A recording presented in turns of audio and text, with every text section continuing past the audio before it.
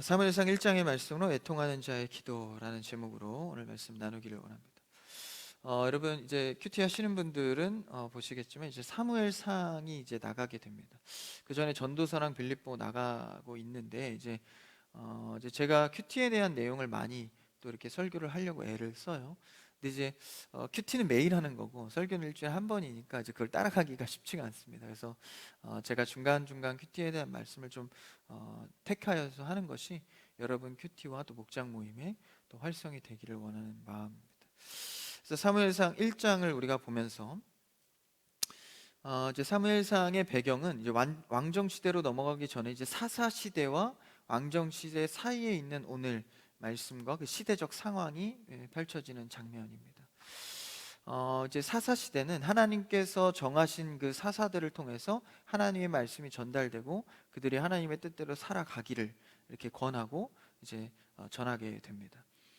그러면서 이제 사사의 시대가 끝나고 왕정 시대. 사실 왕은 하나님께서 원한 이 시스템은 아닙니다. 이 왕정 시대는 이 사사 시대를 넘어서 이스라엘 백성들이 야, 우리도 좀 왕이 있었으면 좋겠다. 왕이 있으면 뭐가 오죠? 군사력이 따라오고 세금이 따라오니까 야, 우리도 좀 왕을 세워서 부강하게 살고 싶다라는 인본주의적인 마음으로 이제 왕을 세우려 했던 것이죠. 근데 하나님은 그 요청을 들으셔서 하나님의 의도는 없지만 그 요청을 들어서 왕정 시대를 열게 됩니다. 근데 그 왕정 시대 바로 직전에 이제 사사 시대를 마치고 사무엘상 말씀으로 접어들 때 오늘 그 첫 장면이 나오는 대목입니다. 그러니까 당시에 어떤 그 족보와 오늘 말씀에 보면 한나의 이야기가 나오는 것 같지만 그 속에는 시대적으로 하나님을 어떻게 섬기고 또 불순종하고 있는지를 완벽하게 고발해주고 있는 장면이 나옵니다. 오늘 말씀 1절을 먼저 좀 읽어볼까요? 족보에 대한 얘기가 나오는데요. 한번 같이 읽어봅시다. 시작. 에브라임 에브라임 산지. 산지 라마다임 소빔에 에브라임 사람 엘가나라 하는 사람이 있었으니 그는 여로함의 아들이요 엘리후의 손자요 도우의 증손이요 숲의 현손이더라. 어제 당시에 족보가 이제 엘가나의 족보가 나오면서 엘가나의 부인이 우리가 잘 아는 한나가 나옵니다. 그러니까 한나의 남편 엘가나 좀 생소하죠? 그 족보도의 내용도 좀 생소합니다. 근데 사실 이 엘가나라는 이 가정의 족보가 우리가 부인인 한나의 기도로만 우리가 많이 기억을 하지만 이 엘가나의 족보가 역대기에 사실 기록이 되어 있습니다. 이 가정은 레위 지파였기 때문에 그들은 이제 레위 지파의 임무가 무엇입니까? 제사를 드릴 때 온전히 제사 준비하는 제사장의 역할만을 했던 지파입니다. 그러니까 나머지의 그런 생계는 그들이 백성들이 책임져 주고 이 레위 지파 사람들은 온전히 예배 준비에만 힘쓰는 거예요. 근데 예배 준비하려면 오늘날의 예배도 뭐 이제 설교 전하는 자만 있겠습니까? 뭐 찬양하는 자도 있고 안내하는 자도 있고 그렇죠? 여러 봉사의 장면이 있는데 이때에도 레위 지파 속에서도 이 찬양하는 자들을 뽑아서 세웠습니다. 그러니까 그들은 예배 준비 속에서도 찬양만 이제 준비하는 거예요. 그들의 생애 업적이고 삶입니다. 역대기에 그렇게 기록되는 그 찬양하는 것에 뽑힌 사람들이 바로 이 엘가나의 이 족보입니다. 그러니까 엘가나의 가정이 그렇게 뽑힌 사람들이었기 때문에 사실 그의 신앙의 혈통에서 보면 굉장히 대단한 위치에 있는 것이죠. 지금처럼 뭐 이렇게 봉사 개념이 아니라 삶 자체이기 때문에 혈통이 되는 겁니다. 그러니까 당시에는 굉장히 영광스러운 혈통으로 제사를 준비하는데 찬양하는 자로 그 집안이 바로 엘가나의 집안이었다라는 것이죠. 그러니까 신앙적으로 이 엘가나의 족보는요, 이 명문가입니다. 요새는 뭐 명문가라고 하면 뭐 전통과 뭐 좀 경제권도 있고 뭐 그런 걸 얘기하는데 당시에는 이스라엘 사이에서는 이 제사장들, 그렇죠? 제사를 준비하는 자들이 이 신분의 명문가였습니다. 그래서 그것을 1절에서 오늘 1절에서 엘가나의 자손 이 족보를 나타내주고 있죠. 근데 그런 상황 속에서 오늘 시대적 교발이 살짝 드러나는 부분이 2절부터 이제 나옵니다. 한번 2절을 읽어볼까요? 2절입니다. 시작. 그에게 두 아내가 있었으니 여기까지입니다. 그에게 엘가나, 그에게 누가 있었다고요? 두 아내가 있었다. 그러니까 우리가 그냥 스쳐 지나가는 말씀 같지만 사실 당시에는 뭐 첩도 있고 여러 뭐 부인을 두기도 했지만 사실 그것은 시대적으로 하나님께서 그냥 허용해 둔 것이지 그게 창조의 질서의 말씀 안에서는 엄연한 죄입니다. 그러니까 첩을 둔다거나 여러 부인을 두는 것은 하나님의 법도에는 창조 질서에 맞지 않는 것이죠. 그러니까 굉장히 흥미로운 것이 당시의 고대 사회에서는 여러 아내를 두는 것이 굉장히 흔했습니다. 근데 모세가 모세오경을 쓰면서 창세기를 집필하면서 그런 문화에 의해서 썼다면 사실 창조 때에도 아담을 창조하고 하와, 둘째 하와, 셋째 하와가 있었더라. 뭐 이렇게 해도 당시에는 어색하지 않은 오히려 자연스러운 상황일 수 있었다는 것이죠. 근데 창조 질서의 창세기의 기록에는 반드시 가정은 남편과 한 아내로 가정이 이루어집니다. 그러니까 지금에서야 우리가 당연하지 그러지만 당시에는 오히려 그것이 어색하게 기록되는 장면일 수 있다는 것이죠. 그러니까 오늘 장면에서도 그냥 자연스럽게 그에게 두 아내가 있었다라고 하지만 사실 이것은 시대적인 죄악입니다. 근데 이것이 어디서 나타났다고요? 어느 족보요? 엘가나에. 그러니까 제사장 가운데에서도 찬양하는 자가 이런 죄악 가운데에 두 아내를 두었다는 거예요. 근데 그럼에도 불구하고 여기서는 많은 내용을 다루지 않고 그냥 두 아내가 있었다라고 담백하게 다룹니다. 그 무슨 의미를 합니까? 당시의 시대에서 두 아내, 세 아내를 두는 것은 그렇게 죄의 문제로 다루지 않았다는 것입니다. 이 사사 시대가 얼마나 하나님 안에서 죄악으로 물들었으면 이런 심각한 죄악의 모습 가운데에서도 그냥 자연스럽게 기록되어지고 있는 것이, 심지어 제사장의 가정도 별다를 거 없었다라는 것입니다. 두 아내들이 있었던 것이죠.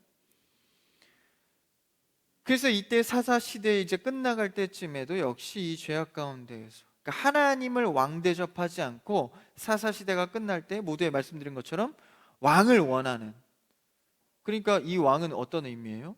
그러니까 내가 하나님을 왕으로 모시는 것 이외에 잘 살기 위한 왕을 따로 또 모시고 싶다는 의미입니다. 그러한 시대적 어두움 속에서 한 가정을 보니까 두 아내를 두는 것이 별로 그렇게 어려운 일이 아니었다라는 것이죠. 사사기를 끝내면서 어떤 말씀으로 끝냅니까? 각자의 소견대로 옳은 대로 살아갔다라는 것이죠.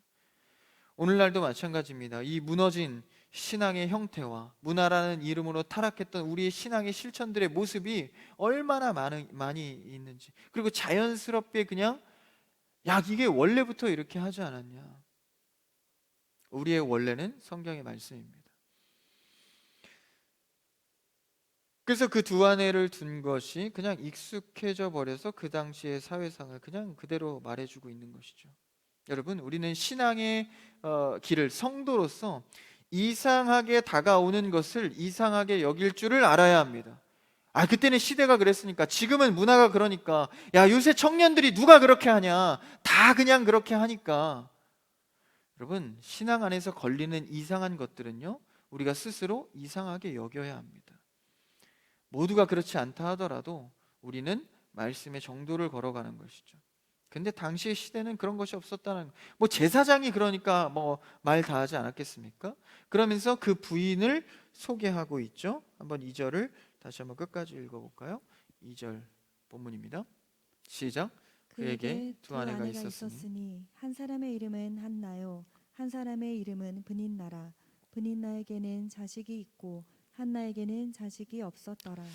보면 2절에서 두 아내를 자세하게 설명하죠. 한 사람의 이름은 한나, 그리고 다른 첩이죠. 두 번째 아내의 이름은 브닌나다라고 표현을 하고 있습니다. 그러니까 한나, 우리가 잘 아는 이 기도의 사람 한나의 기도로 유명하죠. 이게 엘가나의 첫 번째 아내라는 거예요. 두 번째 아내는 누구예요? 브닌나입니다. 근데 처음에 보면 한나를 먼저 소개하죠. 한나 그리고 브닌나. 근데 은근슬쩍 뒤에서는 누구를 먼저 소개합니까? 브닌나에게는 자식이 있고 한나에게는 자식이 없었다라고 이름을 바꿔버리죠. 그러니까 자식이 있는 자가 우선이 돼버린 거예요. 그렇죠? 근데 사실 첫 번째 아내는 합당하게는 한나가 맞지 않습니까? 근데 자식이 있고 없고에 따라서 브닌나가 앞에 가버린 거예요. 더 우선순위를 자식에 따라서 순서가 바뀌어버린 겁니다. 그래서 자식이 분인나는 있고 한나는 없었다. 사실은 열매가 진짜 있어야 될 자는 누구예요? 원래 부인 한나에게 열매가 있어야 되는 거 아니에요, 그렇죠? 근데 있어야 될 한나에게는 자식이 없고 이 분인나 두 번째 아내에게는 자식이 있었다라는 것입니다.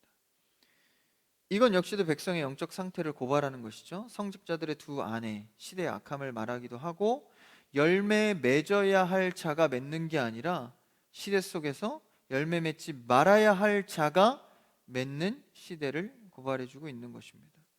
그래서 이것은요, 이제 우리가 원문으로 보면 이 패턴을 정확하게 볼 수 있지만 이제 번역을 계속 거쳐서 이게 한글 번역까지 오다 보니까 이 그 패턴을 좀 잘 보여지진 않는데 그래도 우리가 알 수 있는 것이 2절에서 있고 없고의 대비입니다. 2절에서 뭐가 있죠? 분인나에게 자식이 있고 한나에게 자식이 없었다. 그 3절에서 있고 없고의 패턴을 또 쓰고 있는데 3절을 한번 읽어볼까요? 끝까지 3절 시작. 이 사람이 매년 자기 성읍에서 나와서 실로에 올라가서 만군의 여호와께 예배하며 제사를 드렸는데 엘리의 두 아들 홈니와 비느하스가 여호와의 제사장으로 거기에 있었더라. 그 가문이 신앙의 명문가니까 당연히 제사를 드렸겠죠. 근데 드리는데 거기 이제 엘리의 두 아들 홈니와 비느하스, 그러니까 이들 족보에선 친척 관계죠. 그들이 이제 레위 지파니까 제사를 드리지 않습니까? 제사장으로 3절 끝에 어떻게 하죠? 거기에 그들이 있었더라. 여기서 앞에서 있고 없고 3절에서도 있고 있었더라. 없고가 나와야 되는데 여기 없고가 나오진 않습니다. 그럼 제사장이 있었고 뭐가 없었는지를 이제 오늘 말씀을 통해서 추적해 가기를 원합니다. 이렇게 반복되는 구조 속에서 그러면 이제 제사를 드리는데 이제 한나의 얘기를 시작해 나아가죠. 한번 4절을 읽어볼까요? 4절을 한번 같이 읽읍시다. 시작. 엘가나가 제사를 드리는 날에는 제물의 분깃을 그의 아내 분인나와 그의 모든 자녀에게 주고 5절이요. 한나에게는 갑절을 주니 이는 그를 사랑함이라. 그러나 여호와께서 그에게 임신하지 못하게 하시니 이 제물을 드리는 제사를 이제 드리면서 이렇게 제물이 레위 지파 쪽으로 떨어지지 않습니까? 자신의 분량들이 떨어질 때 엘가나가 이 자신의 두 번째 아내인 브닌나에게 그 분깃을 주는 거예요. 근데 한나는 자녀도 못 낳고 있고, 그렇죠? 그런 상황 가운데에서 이 제물이라도 이 엘가나가 갑절로 주고 있죠. 근데 그 이유가 뭡니까? 그를 사랑했기 때문에. 근데 여호와께서 어떻게 했죠? 그에게 임신하지 못하게 했다라는 거예요. 그러니까 여기서 5절에서 임신하지 못하게 했다라고 한나를 직접적으로 표현하고 있는데 6절에서 뭐라고 하죠? 또 6절 읽어볼까요? 6절 시작. 여호와께서 그에게 임신하지 못하게 하심으로 이거 뭡니까? 이거 확인 사살이에요? 5절에서 임신하지 못하게 했고 이거 잘못 쓴 겁니까? 6절에서 또 한 번 그에게 임신하지 못하게 했다. 이거 뭡니까? 성경에서 두 번 이상 말하는 것은 반복법, 그러니까 다시 말하면 강조법을 쓰고 있는 겁니다. 중요한 시점이 여기 있다라는 거죠. 당시 고대에는요, 지금의 사회의 관습하고는 완전히 다릅니다. 당시에 임신을 하지 못하면 고대 이스라엘 백성들도 마찬가지고 당연히 알고 있는 사실이 그들의 전통이 있었어요. 임신을 하지 못하면 첫 번째 하나님의 징계라고 생각했습니다. 그리고 두 번째는 하나님과 관계가 끊어졌다고 여겼다라는 거예요. 그러니까 분인나도 역시 첫째 부인인데 섬겨야 될 자리에 있는 둘째 부인임에도 불구하고 하나님과 관계가 끊어졌다고 여겨지는 한나를 보고 그를 격분할 정도로 그에게 이 판단하고 그를 지적하게 된 겁니다. 그러니까 사실 그것도 이해가 가는 것이 첩이지만 한나를 판단할 수밖에 없는 이유가 뭐예요? 임신을 하지 못했으니까. 심지어는 성경에서 뭐라고 고백해요? 그에게 임신하지 못하게 하나님이 했다라는 거예요. 의도적으로 했다라는 것이죠. 그러니까 6절에 보니까 분인나가 그를 심히 격분하게 하여 괴롭게 했다는 겁니다. 그러니까 이것은 이게 첫째 부인이 임신 못해서 그냥 이게 뭐 약 올리거나 시기하고 질투하고 뭐 이렇게 못되게 구는 게 아니라 당시의 사회상에서는 그가 당연히 하나님의 저주로 끊어졌다고 여겼기 때문에 그런 판단을 할 수밖에 없는 상황이다라는 것입니다. 그럼 하나님께서 한나에게 임신을 하지 못하게 한 것은 그를 버리고 징계하려고 하는 것입니까? 사람들은 그렇게 인식했다는 거예요. 그래서 이런 영적인 고통으로 하나님 앞에 슬픔 가운데 한나가 잠겨 있었다라는 거예요. 한번 7절을 읽어볼까요? 7절이요. 그 다음 절 7절. 매년 한나가 여호와의 집에 올라갈 때마다 남편이 그같이 하매 분인나가 그를 격분시키므로 그가 울고 먹지 아니하니. 매년 그렇게 이렇게 제사 드리고 할 때마다 그 막 격분하게 하는 거예요. 그래서 울고 먹지도 못하고. 그리고 심지어는 남편은 그 긍휼하고 사랑의 마음으로 그를 위로하려고 재물까지 죄송합니다. 갑절로 줬지만 한나에게 그것이 위로가 됐다는 거예요, 못 됐다는 거예요? 위로가 못 됐다는 겁니다. 남편의 사랑을 받음에도 한나는 위로를 얻지 못했습니다. 사실 그게 우리의 사람의 본성이죠. 하나님의 영적인 위로를 받지 아니하면 아무리 사람의 위로가 충분하다 할지라도 만족되어지지 않습니다. 그런 상황들을 볼 때 오늘 말씀에서는 이 한나의 이 영적인 고통을 시대나 가족이 책임져 주지 못하고 있다라는 것이죠. 그래서 7절에서 하나님께 버림받은 이 한나가 그런 생각을 하면서 울며 슬퍼하고 있습니다. 그런데 이 한나의 이 슬픔을 이 시대나 이 주변 가족들 사람들이 보지 못하고 있다라는 것이죠. 우리 말씀에서 읽지 않았지만 13절 말씀을 한번 읽어볼까요? 13절 성경책을 보고 한번 읽어볼까요? 13절이요. 시작. 한나가 속으로 말하매 입술만 움직이고 음성은 들리지 아니하므로 엘리는 그가 취한 줄로 생각한지라. 지금 이게 뭡니까? 엘리 제사장이 지나가다가 한나가 그렇게 속으로 정말 신음하면서 이렇게 슬퍼하고 있는데 이 제사장 엘리가 그것을 보고 시대적으로 사실 이 제사장이 영혼의 슬픔과 어려움을 볼 수 있어야 하는 거 아니에요? 뭐라고 기록하고 있습니까? 그가 취한 줄로 생각했다는 것이죠. 그냥 한나가 기도하면서 중얼중얼 거리니까 아직 무슨 기도하는 거야? 그러니까 영적으로 바라보지 못하고 있다라는 것입니다. 이게 바로 당시의 시대상을 고발해주고 있는 것이죠. 영적으로 무디고 한 영혼의 슬픔을 보지 못하는 것. 여러분의 신앙은 어떻습니까? 한 영혼의 슬픔이나 어려움이나 여러분 이런 것들을 보고 긍휼하고 공감하고 계십니까? 그래서 15절에 보니까 15절까지 읽어볼까요? 15절 15절 띄워주세요. 시작. 한나가 대답하여 이르되 내 주여 그렇지 아니하나이다.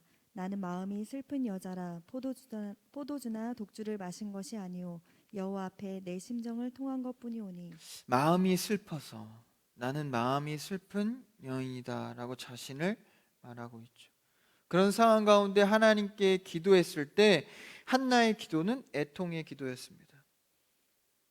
한 영혼의 애통의 마음, 하나님으로부터 끊어진 것이 아닌가, 두려움과 애통 가운데 이 사사시대의 이 부정함을 고발하면서 자신의 애통함을 하나님께 기도하고 있는 것이죠.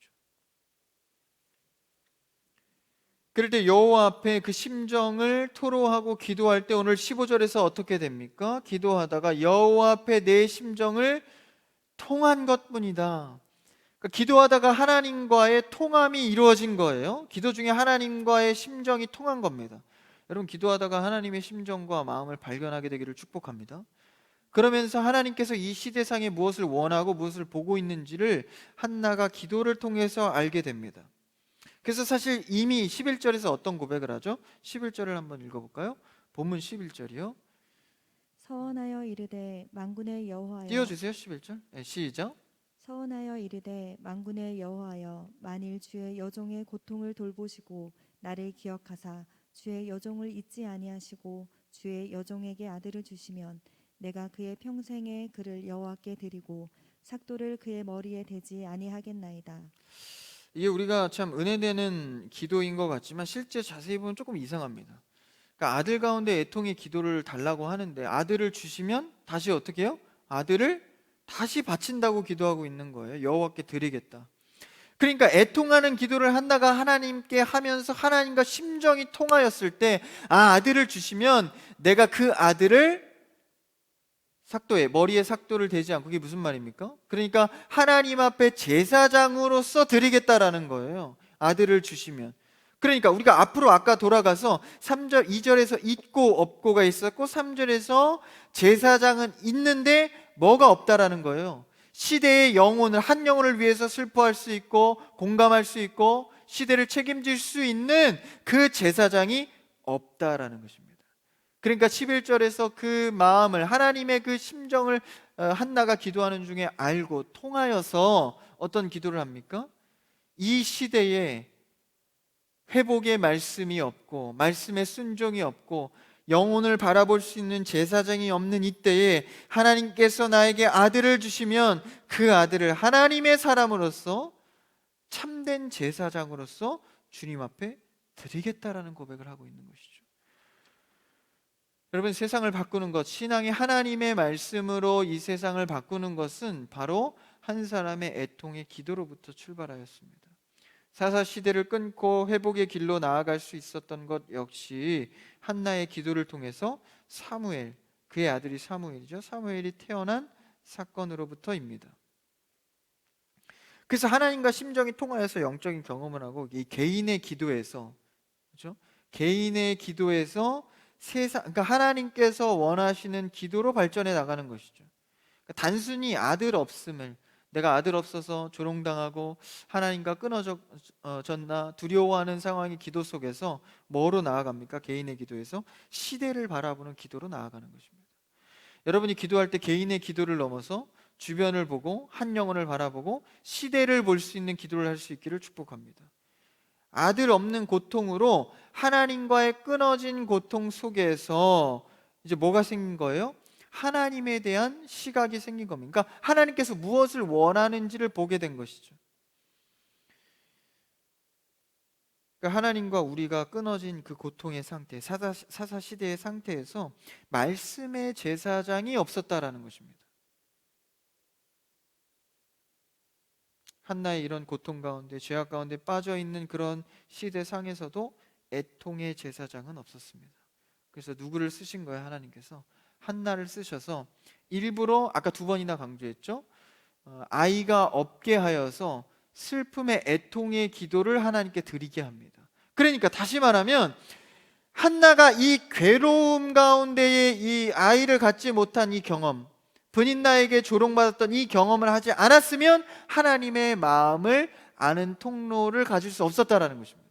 하나님의 마음을 알 수 없었다라는 것입니다. 그러니까 여러분, 우리는 때론 신앙생활 하다가 하나님께서 주어지는 고난과 어려움 속에서 하나님께서 주고자 하시는 그 하나님의 마음을 발견할 때가 많다라는 것이죠. 그래서 이 어둠의 시대에 하나님의 제사장으로 내놓겠다라는 기도를 하게 된 것입니다. 그러니까 한나가 이런 경험을 하지 않았다면 결코 하나님의 마음을 볼 수가 없는 것이죠. 그래서 때로는요, 우리가 고통 가운데 있을 때 가장 하나님을 절실하게 만날 수 있는 기회인지 모릅니다. 여러분, 한번 과거를 떠올려 보십시오. 기도를 정말 간절하게 했을 때를 떠올려 보시면 여러분이 상황이 어땠습니까? 넉넉하고 그냥 신앙이 평탄하고 아무 일도 없을 때였나요? 아마도 여러분이 가장 힘들 때 가장 힘든 호소의 기도를 했을 것입니다. 저 역시도 마찬가지입니다. 그때 무엇을 발견하게 됩니까? 그때에 하나님은 그 통로를 통해서 하나님의 심정과 뜻이 무엇인지를 우리에게 보여주신다라는 것이죠. 물론 모든 통로가 그렇다는 것은 아닙니다. 그러나 오늘 한나의 애통의 기도를 통하여서 시대와 상황을 회복하는 도구가 되었다라는 것이죠. 그래서 3절에 엘리 제사장, 그리고 그 엘가나의 가족들, 친척들의 제사장은 있는데 하나님의 진정한 말씀의 제사장은 없었다라는 것입니다. 하나님의 말씀이 끊어진 상태, 아무리 말씀을 전달하려 해도 전달되어지고 순종되어지지 않는 그런 시대 속에서 오늘 한 사람, 한나의 애통의 기도를 통하여서 그 회복이 출발되었다는 것이죠. 여러분, 그러니까 교회에도요, 여러 가지 프로그램이나 조직으로만 우리가 회복되는 것이 아닙니다. 반드시 하나님께서 한 사람의 그 애통의 기도로부터 시작한다라는 것이죠. 여러분, 우리 청년부가 제가 권면하고 원하건대 여러분의 기도에 애통의 기도가 있기를 주님의 이름으로 축복합니다. 여러분, 무엇 때문에 아파하고 기도하고 계십니까? 무엇으로 영적인 애통함을 갖고 계십니까? 정말 시대의 슬픔과 시대의 악함을 보고 애통하고 계십니까? 나의 죄스러움, 늘 반복되어지고 깨치고 회개하고 돌이키려 하지만 되지 않는 나의 죄를 보고 애통하고 계십니까? 이 애통의 기도가 결국 회복의 단초가 되었다라는 것입니다. 그래서 결국 사무엘 선지자가 그 애통의 기도를 통해서 태어나게 되고, 한나는 하나님과의 서원과 약속대로 사무엘을 하나님께 드려서 선지자로 세우게 되죠. 그래서 그의 사무엘의 나중에 말씀의 선포를 통해서 그들의 부흥과 회복이 일어납니다. 여러분, 이것은 사무엘을 그냥 단순하게 들어 사용하신 것이 아니라 한나의 애통의 기도를 사용하신 것입니다. 여러분, 저는 여러분이 정말 23년도의 시작에 앞서서 여러분의 수많은 기도의 제목과 주변 상황들을 놓고, 시대를 놓고 애통하는 기도를 할 수 있기를 바랍니다. 애통하는 자의 마음으로 말씀을 보고, 애통하는 자의 마음으로 말씀을 듣고, 애통하는 자의 마음으로 하나님 앞에 기도하며 부르짖을 때 하나님께서 원하시는 회복과 부흥의 사역이 이루어질 줄 믿습니다.